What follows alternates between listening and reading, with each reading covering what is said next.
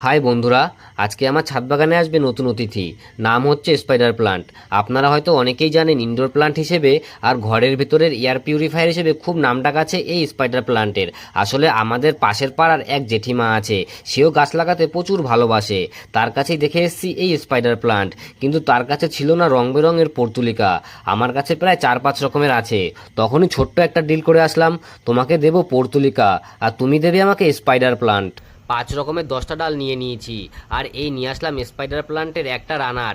এই spider plant গাছ থানকুনি গাছ, স্ট্রবেরি গাছ, এইসব গাছের মতো রানার থেকে নতুন গাছের জন্ম হয়। এই একটা রানারের মধ্যে দুটো গাছ ছিল, দুটো গাছকেই কেটে নিলাম, আর গাছ দুটোকে লাগানোর জন্য নিয়ে নিয়েছিলাম প্রয়োজন মতো মাটি আর এক মুঠো গোবর সার। ভালো করে মিশিয়ে নিয়ে মাটিগুলোকে টবের মধ্যে ভরে নিলাম। এবার গাছটাকে লাগিয়ে দেওয়ার পালা, কিন্তু একটা সমস্যা আছে, আর এটা হলো এই গাছের না আছে এখন গোড়া আর না আছে শিকড়। তাই এর গোড়ার দিকটা জাস্ট একটুখানি মাটির ভেতর ঢুকিয়ে দেবো, আর গোড়াটাকে চেপে গাছ দুটোকে জাস্ট দাঁড় করিয়ে দেবো। তাহলে দুদিনের মধ্যেই শিকড় চলে আসবে আর প্রপার একটা গাছে পরিণত হবে। সবশেষে দিয়ে দেবো প্রয়োজন মতো জল।